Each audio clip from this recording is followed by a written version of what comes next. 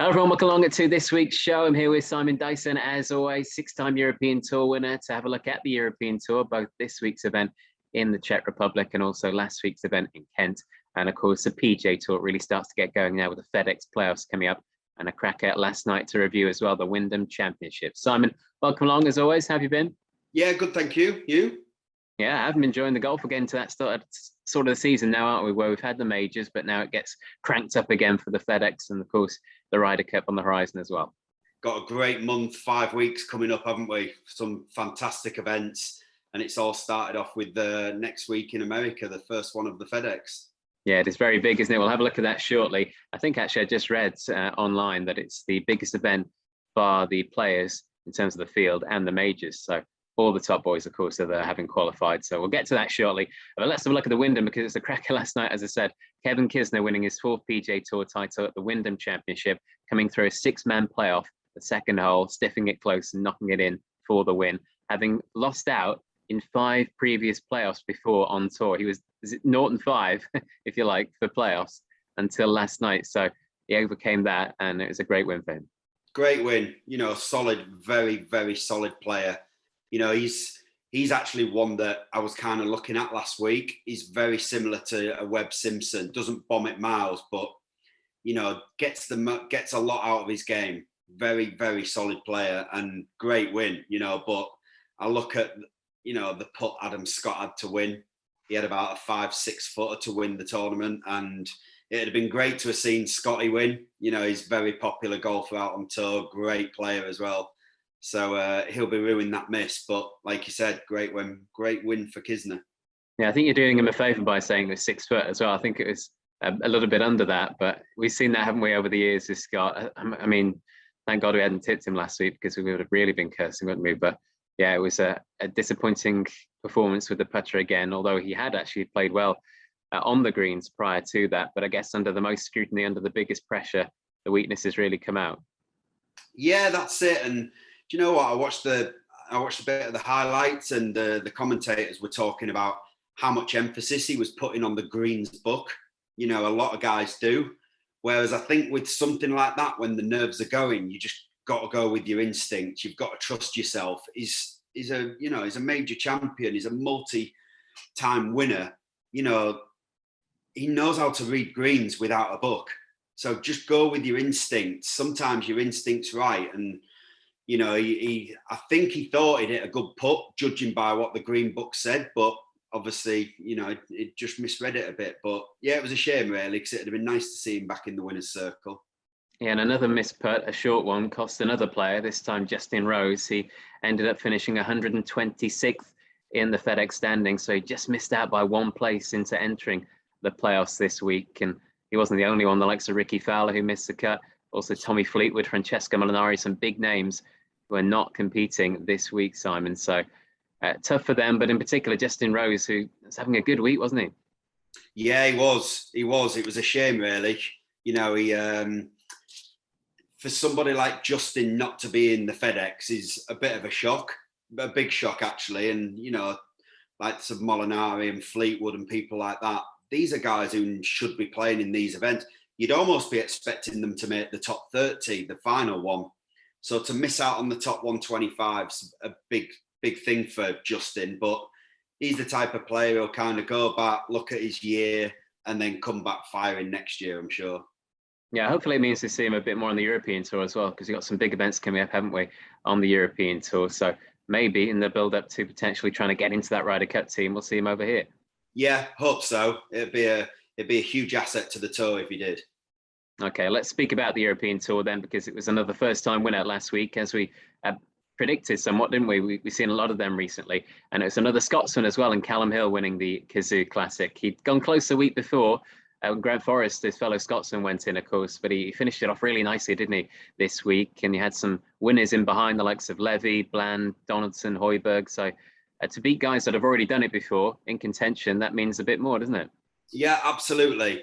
And you know what? It'll give him a real big spur last week, doing so well, but seeing his mate win as well. But coming down the stretch, you know, there was a time when I think there was about 5 holes to go. I thought Donaldson was going to win it. You know, he's a proven winner, hasn't won for a while, but he's won. and all the guys had. Levy, these are good multiple winners. So to come through the pack and win a tournament like that with a strong finishing stretch, fair play to him. He'll be absolutely made up. And we've mentioned him a few times, haven't we, on the show? Yeah. So great to see him get his win. Yeah, he's only 26. He's won 3 times on the Challenge Tour in the last few years as well. And just wonder whether something like this can help him kick on now. And he was brilliant. Tita Green, who's 3rd off the tee, 5th in approach last week. So the game is there, isn't it? And it might just take something like that for him to really, as I say, kick on and go on to bigger and better things. Yeah, absolutely. The game is there. The mentality's there. He's got everything, so great first win. Now try and build on it. You see a lot of guys win a tournament and then they win a bigger one. So that is kind of his aim now. And before we move on, just a player that I know you like, really caught the eye for me last week, Andy Sullivan. I thought he was one to take out of the week. He finished 13th, but he didn't hold anything at all. He was 2nd in driving, absolutely ripping it off the tee, 9th in approach, but he was 62nd in putting last week. So I think Sullivan's definitely one to watch out, because obviously when the putter gets hot, as we've said before, he can be very streaky. Yeah, we've always said that, haven't we? He's one of those players that can make 7, 8 birdies around. And when he does get the putter working, he tends to win and win comfortably. So, yeah, definitely one to watch in the next few weeks. Yeah, I think he's got this week off, but then he's heading to Cran-sur-Sierre in Switzerland, which is a big event, actually. Got some good players playing that one. So you might actually get a big price about Sullivan, and maybe that's where he can strike. So one to keep an eye on. Yeah, I mean, Cran-sur-Sierre is the type of course where if you are hitting a lot of fairways, 2nd in driving, 9th in approach, that's the type of course you can absolutely rip to bits. So I'm sure he will be kind of getting his game prepped for that one. Okay, let's see if Simon picks him next week, shall we? Yeah. Okay, let's move on to this week, though, and your selections for 2 good events. Obviously, of course, the big one is on the PGA Tour. We'll have to focus on that. It's the Northern Trust, the first of 3 FedEx playoff events. It's had a few names, a few venues over the years. It used to be known as the Barclays and tends to be in the New York, New Jersey area. But of course, we're limited to the top 125 players in the Fedex Cup standings after last week's event, the Wyndham, and only the top 70 after this week will go forward to next week in the BMW Championship. And as I mentioned, on paper, it's a brilliant field. And this is where everybody wants to be at the start of the season, isn't it, Simon? It is. This is what you're playing for. It's the same with Race to Dubai. You want to make that top 60. And this is exactly the same, because the money's that big in the first one. You could squeeze in at 125, finish top 2 or 3, and all of a sudden it catapults you right up there, gets you into the next one. You can get on a bit of a roll, and before you know it, you can jump from 120th to the top 30 and make the final one, because the money's that good. So this is the first one that everybody wants to make and play in. Yeah, we've seen a few players over the years win multiple times in the FedEx Playoff Series, haven't we? And really get hot and really tailor their game to these few weeks. So I would imagine there's a good possibility of that. Right, let's have a look at the course, because they do change courses at this event. We're back at Liberty National in New Jersey. Now, this venue held the event back in 2019. Also, it had the Barclays in 2009 and 2013. And it was the site of the President's Cup in 2017 as well. So there is bits of form to have a look at. It's a new course, isn't it? A new club established in 2006, Simon. It was built on a former landfill site overlooking the Hudson River, and got some amazing views of the New York skyline and the Statue of Liberty. Doesn't it look stunning? I mean, the course is beautiful from what I've seen. It's the views, you constantly find yourself looking at the New York skyline, things like that. But yeah, really nice course, 7,370 yards, par 71. So it's not short. It's a good old trek, but it's quite wide, and the greens are pretty generous as well. So I think it's one of those, there's a bit of water in play, but then you look at the course and some holes, the water's not actually in play. It says there's water on the hole, but I think it'll be pretty low scoring, if the weather's half decent. The biggest emphasis would be approach play, I would say, for this type of course. Setting yourself up, a lot of birdies. Like I say, greens are big, so it's about trying to get it in close. You can afford to be quite attacking with your approach play.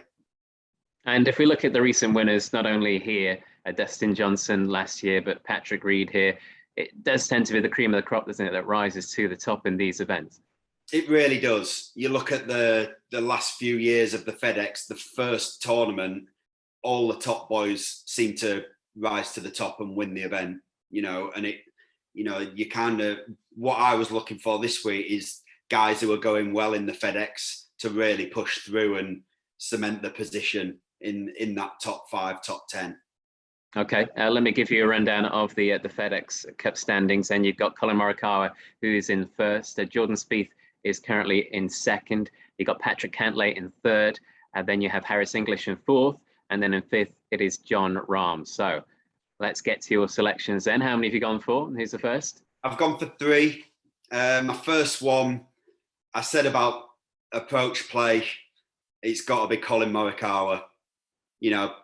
Number 1 in approach play, best iron player on the planet. He's had 4 top 4s in his last 6 events. He's leading the FedEx.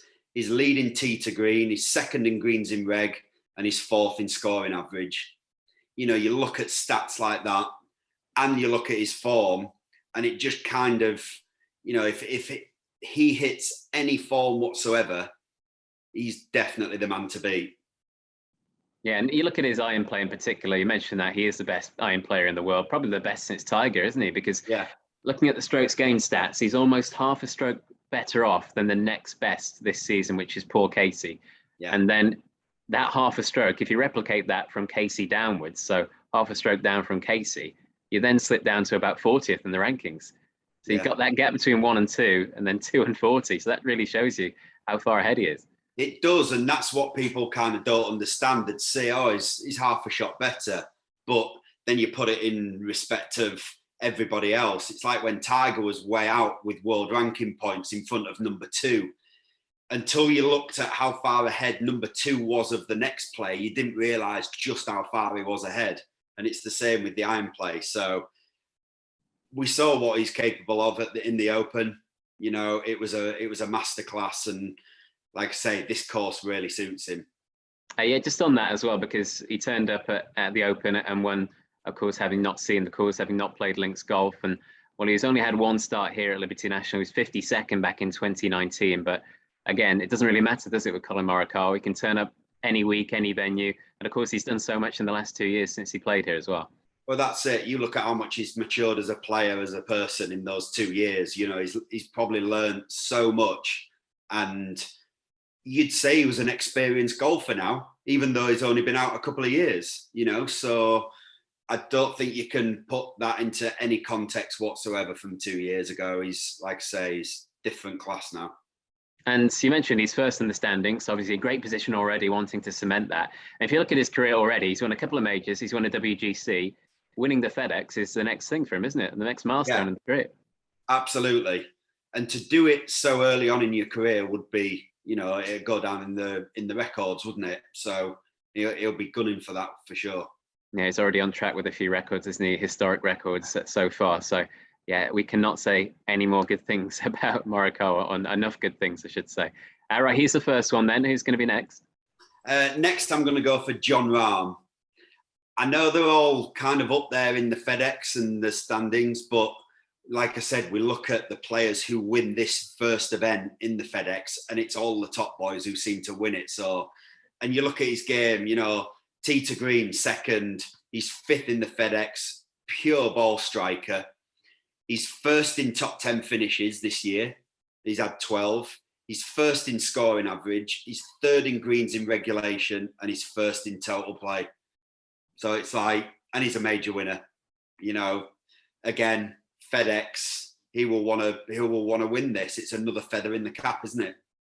Yeah, and he's also got some form on the course as well from 2 years ago when he was 3rd on his only start. So that's obviously a bonus. He was used to be playing, or I should say his last start was at the Open, wasn't it, when he was finished 3rd there as well. So we know he's in form.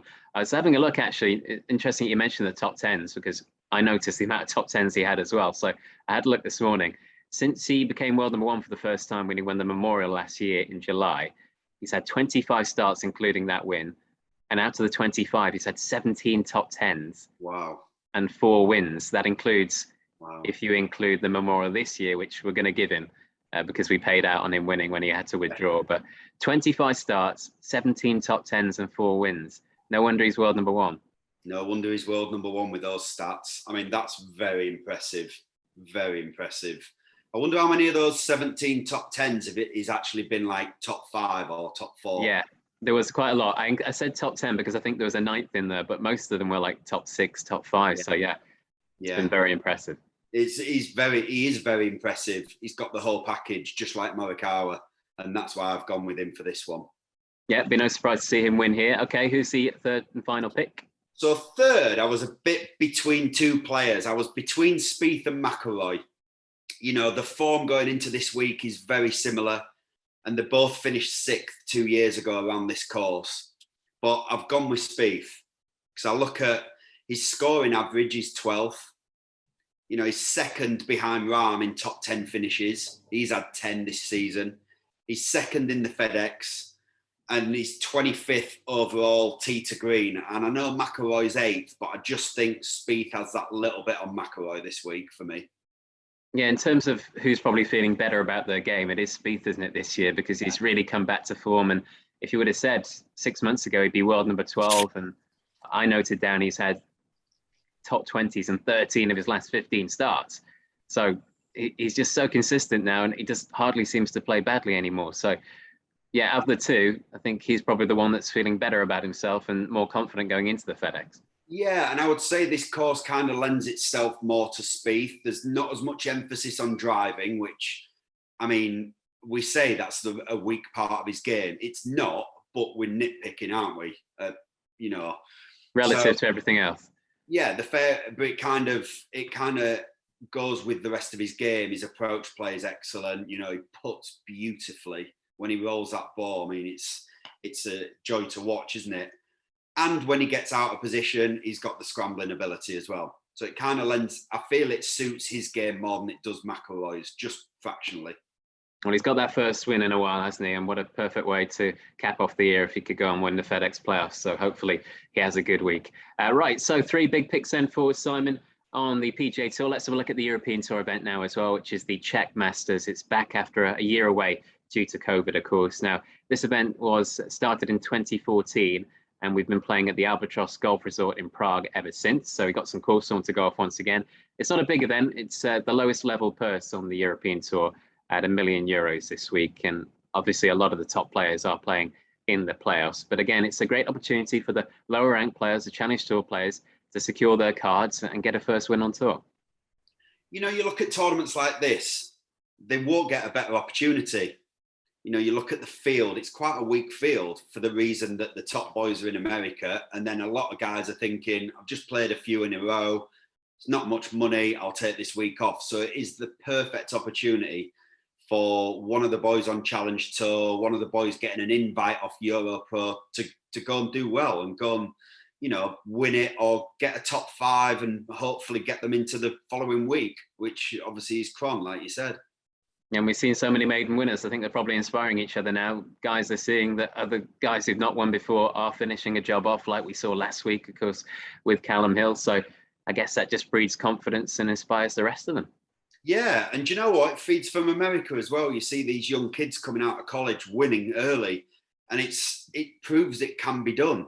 You know, you get in that position, you grab where you've got the chance to win it. They're grabbing it with both hands because they know they might not ever get an opportunity like that again. So, and you've got to, you can't kind of shy away from it. You've got to really grab it by the horns and go for that win, because it changes their lives, doesn't it? From going from Challenge Tour one week, all of a sudden they've got a full playing rights on the European Tour, and it's a game changer for them. Yeah, I guess the only problem for us in our situation is it's really hard to find that first time winner when you've got so many proven guys as well that are probably more tempting in terms of the form. We'll get to your selection shortly, but let's have a look at the course, shall we? As I mentioned, it is the Albatross Golf Resort in Prague, and you played it a couple of times, didn't you, Simon? I did. I really liked it as well. I thought it was a really nice course. It didn't really suit my game that much because off the tee, you can be quite wild here, whereas I was pretty straight off the tee and not that long. Whereas you look at someone like Thomas Peters, you know, I remember the 9th hole's a par 5. So I'd always hit a drive and then I could never get over the water. So I'm always laying up with like a 6 iron and he's bombing it on in 2, you know, so it lends its game a lot more to somebody who hits the ball a bit longer. They've had some really good winners, but it's a really nice course. You know, again, I would also almost say approach play is the key to this place, because the fairways are really, really wide. And I don't remember the rough being that thick either, but there's a lot of birdie chances. It'll be a low scoring week. But yeah, it's still, like you said, it still sets it up nicely for somebody to be a first time winner. Yeah, it's a par 72, isn't it? 7,467 yards. So you got 4 par 5s, and you mentioned Peters, he's won here a couple of times, so that makes sense. But it was actually his approach play, wasn't it? A couple of years ago, we were looking at the stats. He was a leader in strokes gained approach, and 3 of the other 5 winners here have been first or second for greens and regulation. So I guess that just shows you that if everybody's making the fairways, everybody's hitting it on the short stuff, then the one who's going to win is getting closest to the pin. Yeah, like I said, approach play is key, but long off the tee as well, I'd say. You know, so like the par 5s, you can reach the par 5s, and if you can do that, you know, the fairways the greens are pretty generous. You're going to be making a lot of birdies. You're almost making 3 birdies per round before you even tee off. So yeah, approach play, key. Okay, and interestingly as well, we were looking at those who played well here, those who'd won here before, and the course form. It didn't really matter, did it? I think 4 of the last 5 winners had either missed the cut on the last or the penultimate start at the track, and I guess that just shows that it's the sort of course where everybody, if they do play well on their day, can perform in. So it just depends what sort of game you're bringing into the tournament. That's it. I would say this course, you've got to take a pretty attacking-minded mentality. There's a few lines off the tee where if you risk a little bit more than anybody else, you get really rewarded for it, but you can get penalised for it as well. So you've got to be in control. But yeah, there's a lot of birdies to be made. Okay, how many picks this week have you gone for? I've just gone for 1 this week. It was quite tough picking. I mean, the guy who I've gone for, when I read out the stats, it's pretty obvious that he's got a good chance of doing well. But anybody else was quite hard to pick this week. So I've gone for Sam Horsfield. Really great player. I've played a bit with Sam and I've watched him a lot, and really good player. You know, he's on the tour stats, 2nd in approach play, 3rd total stats, 8th in scoring average. He's leading birdies made per round with just over 5.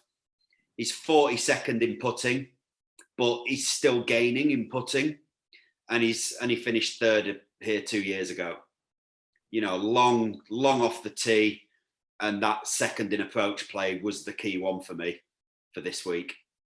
Yeah, it makes a lot of sense, and he's back to form, isn't he, after a quiet month or so. He finished 6th in his last start at the Celtic Manor, and he won that event last August. In fact, to the day, on the 16th of August, he won at Celtic Manor, having won previously as well that month. He had a good August, so fingers crossed that can be replicated here. But yeah, he's been one of the key performers over the last 2 years on tour, hasn't he? Very consistent, and to back it up, he's played well here before. So a lot of boxes ticked with Sam Horsfield. Yeah, a lot of boxes ticked. There was only 2 or 3 that I was kind of looking at, and he was pretty far ahead of the other 2 that I was looking at. So, you know, like I said, it's quite a hard one to pick because there's a lot of Challenge Tour players, and you know what, one of them could come through and win it. But if I was putting money on somebody to win, he would be the one I would do it for. Okay, 1 and done this week with Sam Horsfield. Fingers crossed he doesn't miss a cut, and we do have somebody to cheer for over the weekend. But yeah, he looks on paper like a very solid selection. So all 4, in fact. So out of the 4, who would you be most confident about? I'm going to go for Rahm, Jon Rahm. World number 1. World number 1. Just, I know Morikawa, but just something about Rahm. Quite fancy this week. Well, it's almost guaranteed that he's going to play well, isn't it? Whether he wins or not. But reading out those stats, 17 top 10s in 25 starts. So, yeah, if he doesn't, then we definitely know you're a jinx, Simon. Yeah, definitely. But are we going to mention about Webb Simpson? Because he nearly made the playoff last week, didn't he? Yes, we should mention him. We should mention Jordan Smith as well from last week. Yeah. Because at one point, it looked like one of your selections in each event was going to go on and win. I think at halfway, I messaged you and said, you must be getting excited now. Maybe the double is on. But obviously, in typical fashion, they fell away just at the end. But yeah, your thoughts on those two from last week then? Yeah, Smith, you know, he doubled the par 5, didn't he? He got to within one or two of the lead on Sunday, and then just kind of made a double and fell away a little bit. And Webb, you know, still great performance. You know, he's a shot off making the playoff. So still a great performance from him. And, you know, you kind of would have got your money's worth towards, you know, with 4 or 5 holes to play with both of them. So it'd have made it interesting. But like we say, they just both came up just that little bit short. Yeah, I think we'll probably be picking Webb Simpson next year as well, until he retires at this course. He absolutely loves it, doesn't he? I guess he wishes he could just play it every week. God, I bet he does. You know, we talk about horses for courses all the time, and that one really suits him. Yeah, another good week for him. And yeah, always has to be on the radar for that event, the Wyndham Championship. Right, Simon, good stuff. I like your 4 picks this week. Fingers crossed we can get a winner on the PGA Tour, with the first of the big events, of course, to end the season, the Fedex Playoff Cities, the Northern Trust, and then the Czech Masters on the European Tour. So good luck to Simon. Good luck to you if you're watching as well. Fingers crossed this week. Get to betfred.com for all the latest odds and offers before we get underway on Thursday. And we'll see you next Monday for a recap.